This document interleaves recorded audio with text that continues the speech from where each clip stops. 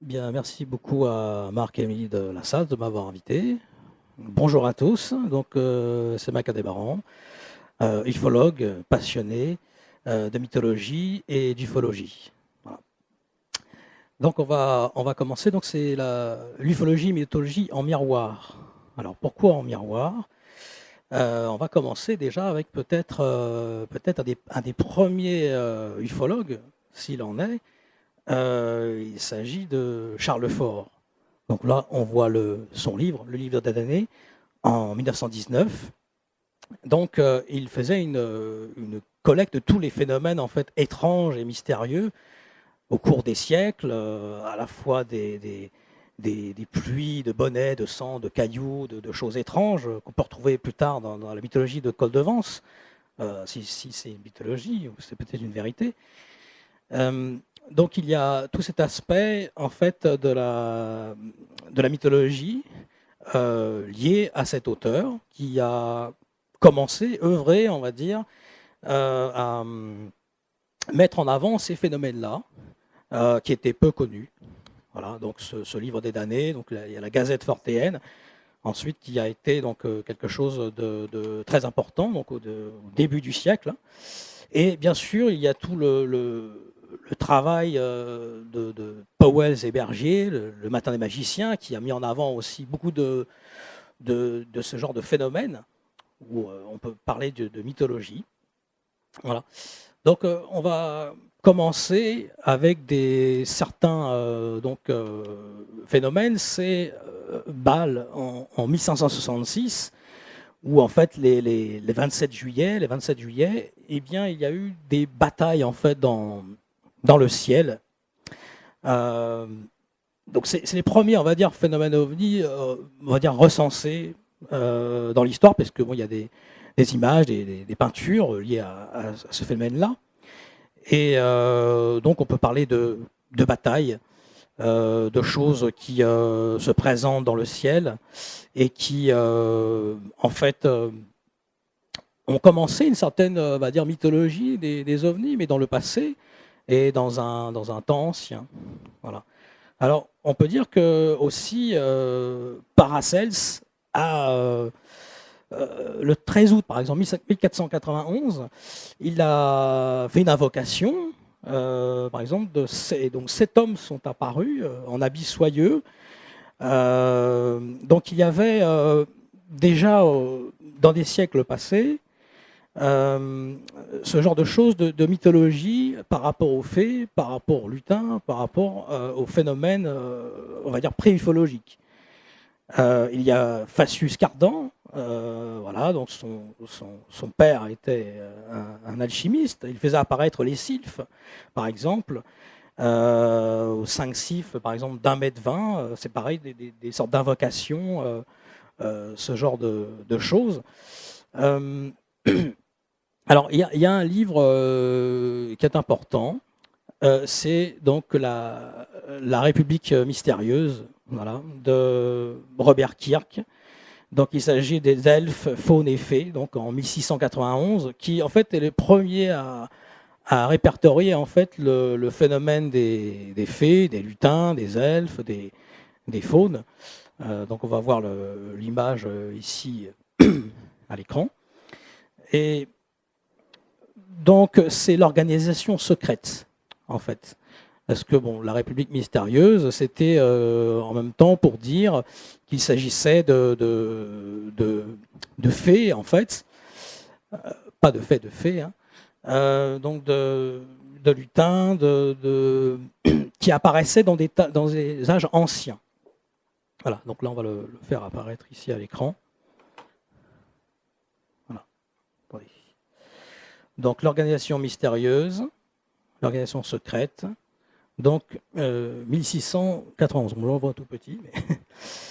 Mais il y a des faits comme, par exemple, Goethe, en 1768, il a 16 ans et il aperçoit comme un amphithéâtre de lumière. Alors Jacques Vallée parle de cela, bien sûr. Jacques Vallée, un des premiers ufologues, à avoir mis en avant en fait le phénomène de la magonie. Alors la magonie, justement, c'est Passeporto Magonia. Un de ses premiers livres, c'était donc en 69, c'est Chroniques des apparitions extraterrestres. À la base, il ne voulait pas l'appeler comme ça, c'est le titre français. À la base, il voulait l'appeler, donc, enfin, c'est le titre anglais, donc Passeporto Magonia, la Magonie. Et en fait, il s'agit de l'évêque, de l'histoire de l'évêque Agobard. Donc à Lyon, il y a eu en fait un bateau volant qui est apparu donc en 840 et on va dire trois hommes et une femme sont descendus. La ville, les gens de la ville les ont vus et ont essayé de les attraper, ont voulu les lyncher. Et finalement, l'évêque Agobard a dit non, ce sont bien des êtres humains. Il ne s'agit pas d'êtres d'un autre monde. Sauf qu'il est le premier donc à mentionner le nom de la Magonie. Voilà. Donc c'est un fait quand même important que leur relate donc Jacques Vallée aussi. C'est pour ça qu'il a appelé son livre Passeporto Magonia. Donc c'est quelqu'un de très important dans l'ufologie et qui a été le premier en fait à faire le parallèle entre le mimétisme, entre le phénomène ovni et le mythe des fées, des lutins, de la mythologie ancienne. Et on peut même dire que Charlemagne, en son temps, a fait même des traités contre les fées. Et ce sont des histoires réelles. Alors, bien sûr, il y a tous les évangiles, on peut remonter aux évangiles apocryphes, à Ézéchiel, dont a parlé donc, von Däniken, par exemple, puisque c'est la théorie des anciens astronautes. Il y a pas mal de choses à ce niveau-là. Donc, on peut revenir à plusieurs âges, en fait. Dans la mythologie, par exemple, irlandaise, il y a la gentilhommerie. Donc en 1846-1847, Ben Bulben, en fait, est apparue une sorte d'aristocratie qui enlevait en fait des personnes, des femmes, des hommes. Ça rappelle aussi un peu le phénomène des Yellé. Yellé, c'est en Roumanie, dont a parlé Jean Ibrero, par exemple, dans Dan Farkas, OVNI en Roumanie. Donc il y a ces phénomènes-là aussi qui apparaissent. Donc c'est Yeats qui a été avec ses Fairy Tales, en 1892, qui a parlé justement, et aussi Evan Vance, donc en 1911, The Very Celtic Countries, qui a parlé du fait qu'il y a des faits donc relatés dans la mythologie. Voilà. Donc il y a aussi, ce qui est intéressant, c'est qu'il y a un échange, on va dire, d'eau, de nourriture lié aux faits. Alors, qu'on retrouve après dans on va dire dans le phénomène ovni par la suite. C'est ça qui est très intéressant. Donc, par exemple, la gentilhommerie demandait de l'eau pure en échange de nourriture, ou inversement, il demandait de la nourriture et puis il y avait un échange en fait. Et ce qu'on peut constater, c'est par exemple des cas ovni, par exemple comme le cas de Joe Simonton.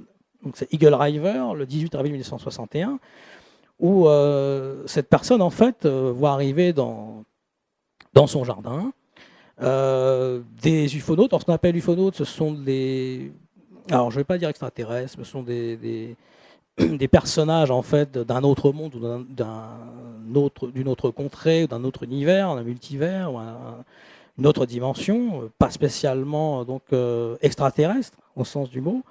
C'est pour ça que je fais référence à Jacques Vallée qui n'a jamais mentionné vraiment le phénomène extraterrestre, sauf récemment avec Trinity, où il est d'accord pour qu'il y ait eu des crashs, parce que pendant longtemps il n'était pas tout à fait d'accord. Donc ce cas de Joe Simonton, il y a eu un échange en fait de nourriture. En fait, ces êtres-là lui demandent de l'eau pure. En échange, ces êtres-là lui donnent en fait des gâteaux de sarrasin.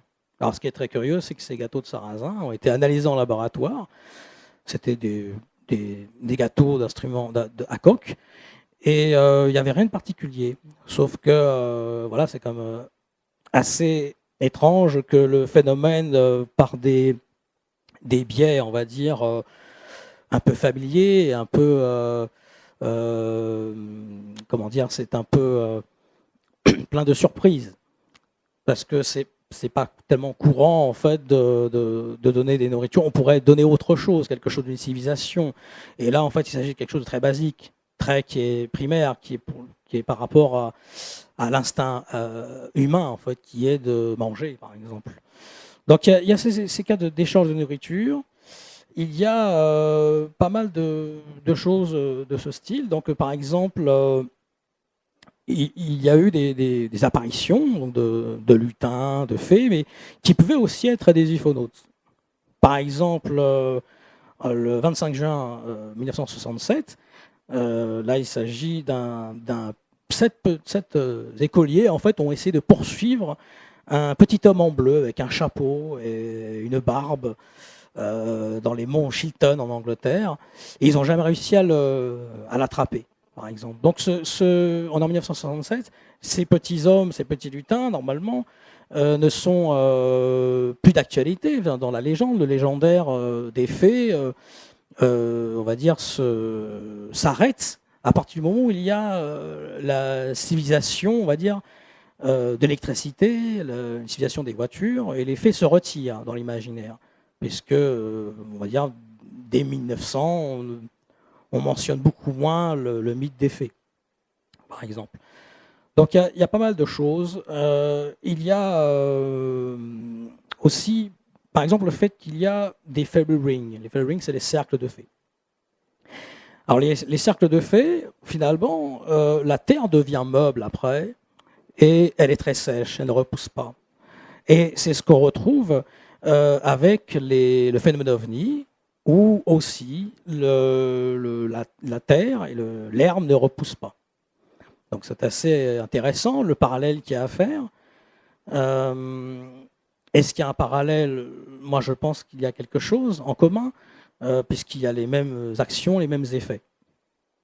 Par exemple, on va dire qu'un des premiers cas d'OVNI en France, c'est 1930, ça se passe en Ardèche, donc le 15 avril 1930 à Montréal, qui se trouve en France là. Et en fait, il y a un cas donc d'une sorte de fusée qui apparaît, qui a été beaucoup enquêté par Eric Zorcher notamment, qui était sur place, qui a fait des recherches. Voilà. Et cet appareil en fait mesurait de 10 à 12 mètres de haut. Il y a eu des traces au sol. Alors, ce qui est intéressant, c'est que dans ces années-là, des années 30 à 50, il y a beaucoup de traces au sol, ce qui disparaît ensuite dès les années 60, où il y a beaucoup moins de traces. On va dire que c'est une phase d'effet vitrine, où le phénomène veut se montrer. Il y a une sorte d'élusivité, il y a une sorte d'ostentation, et en même temps, il se cache. Donc, ce qui est intéressant, c'est ce fait qu'aussi le phénomène se calque, on va dire, aux appareils du moment. Donc là, dans les années 30, on commençait à avoir des sortes de fusées, il y avait les V2, il y avait ce genre de choses. Et ce qui est très intéressant, c'est que le phénomène, par exemple, il y a les fameuses fusées de 1946. Il s'agit de fusées donc, en Suède, où il y a eu des centaines de fusées qui ont été vues par des témoins, qui sont tombées en fait, dans des lacs, et on va dire des crashs de rien. Il n'y a jamais eu, il y a eu des recherches militaires, des recherches scientifiques, on n'a jamais rien retrouvé.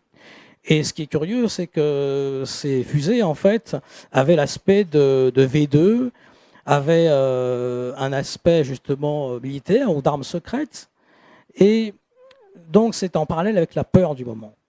Alors, est-ce que bon, on peut parler bien sûr d'armes secrètes militaires, mais c'est assez étrange puisque le phénomène a commencé à faire du mimétisme donc dès le Moyen Âge, mais après, surtout à partir de 1897, il y a toute une vague en fait de dirigeables, la fameuse vague des airships, qui a commencé à San Francisco en 1896, et donc en mars-avril 1897, il y a eu énormément de cas de dirigeables, donc on appelait ça l'airship. et qui sont apparus donc pendant 2 mois, c'est une vague en fait, parce qu'il y a la vague par exemple septembre-octobre 54 en France, qui est assez connue, et là il y avait cette vague de 1897, donc qui se trouvait aux États-Unis dans le Midwest américain. Donc il y a pas mal de choses. Il y a aussi des avions fantômes dans les années 30 en Suède, qui prenaient l'aspect donc justement aussi d'avions. Donc il y a tout ce phénomène en fait à chaque fois du mimétisme avec la technologie en fait du moment. Donc ça c'est intéressant de le remarquer. Voilà. Donc il y a pas mal de choses à ce niveau-là. Donc après on va aborder d'autres choses. Donc toujours dans l'aspect en fait de la mythologie donc et ufologie, il y a pas mal de choses donc à dire. C'est que aussi il y a des cas, par exemple comme le 12 novembre 1968 en Argentine, c'est un pilote donc qui voit un ovni qui à la suite voit donc un grand cercle après apparaître de champignons blancs géants. Et c'est ce qu'on retrouve souvent après les passages aussi de fées. C'est-à-dire qu'en fait, les fées laissaient des fois des champignons assez géants. Donc il y a des choses assez étranges à ce niveau-là. Donc d'un phénomène parallèle entre toujours la mythologie des fées et le phénomène ovni. Voilà.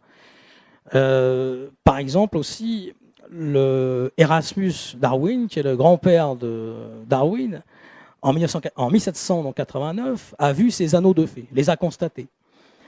Voilà. Donc à l'époque, on prenait certaines choses au sérieux. Donc il y a toute cette vague en fait, voilà, d'apparition. Et il y a un cas aussi, il y a des cas d'enlèvement, de mutilation de bétail qui se retrouvent dans le phénomène ovni plus actuellement et qui se trouvaient déjà à l'époque dans les années 1897 avec ces fameux dirigeables, où on retrouvait après souvent par exemple des chevaux qui étaient on va dire disséqués. Il y avait des mutilations de bétail déjà à l'époque. Donc ça c'est intéressant faire le parallèle. Donc il y a eu ces genres de choses. On sait que par exemple aussi il y a ces mutilations-là avec les chupacabras au Brésil par la suite. Il y a des cas, par exemple, de choses comme cela. Alors, il y a plusieurs cas. Par exemple, la vague de 1954 aussi est très intéressante parce qu'elle se passe donc justement en septembre-octobre. Elle dure donc juste 2 mois et donc il y a eu énormément de cas. Et il s'agissait souvent de fermiers ou de personnes dans les champs qui voyaient ce genre de phénomène. Donc, il y a le cas, par exemple, de Chaboy, qui est intéressant, en 1954. Et ce qui est assez drôle, c'est que dans ce cas-là, en fait, il y a, après coup, il y a un témoin qui est revenu, et, enfin, un ufologue qui est revenu pour enquêter sur le sujet. Et ce qu'on peut constater, ce qui est drôle, c'est qu'il y a... dans la mythologie passée, on parle déjà des sortes de nordiques ou de blonds. Et là, cette personne, en fait, aurait dit qu'elle ne pouvait pas tout dire sur ce cas. Donc, elle avait vu une sorte d'ovni avec un petit être, avec une sorte de petit casque, comme une sorte de lutin. Et elle aurait été donc abordée par, soi-disant, des nordiques aux grands blonds qui lui auraient dit de ne pas parler de certaines choses. Alors, on retrouve ce phénomène aussi des grands blonds, par exemple, chez les Indiens Cherokees, où eh bien, il y avait des hommes, en fait, des sortes des personnes qui avaient des yeux de lune. Et là, on est en 1797. Il y a pas mal de choses. Jacques de Mailleux aussi parle de ça dans L'agonie du Dieu Soleil. On peut retrouver en fait ce genre de choses. Du fait que des Nordiques ou des Blonds seraient venus dans ces pays-là. Aussi, par exemple, il y a en 1924, avec la guerre du Rif, en fait, il y a donc, on appelle ça les géants du Maroc. Alors ça, c'est Laurent Glosy qui en parle dans Les Géants et l'Atlantide, et la Croix aussi, donc à l'époque. Et alors, pendant cette guerre, en fait, des militaires ont rencontré des sortes de blonds qui avaient les yeux bleus, mais qui parlaient une langue inconnue. Alors c'est assez étrange. Pourquoi on retrouve toujours ce phénomène ou ce mythe des Blancs dans des temps anciens aussi. Ce n'est pas que Adamski, c'est aussi des cas dans le légendaire et dans des cas plus anciens. Il y a aussi donc au Séphar, dans le désert en Tassili, Jean Lotte a découvert en 1935 des peintures rupestres qui ont été analysées aussi par von Daniken, et on peut voir aussi ce qu'on appelle le grand dieu Mars. Donc il y a pas mal de choses dans les peintures rupestres. On peut retrouver aussi de l'archéologie mystérieuse, dont a parlé par exemple Peter Colosimo et d'autres, hein, Jean Sandy ou Louis Charpentier. Il y a plein d'auteurs qui ont parlé de ces choses-là.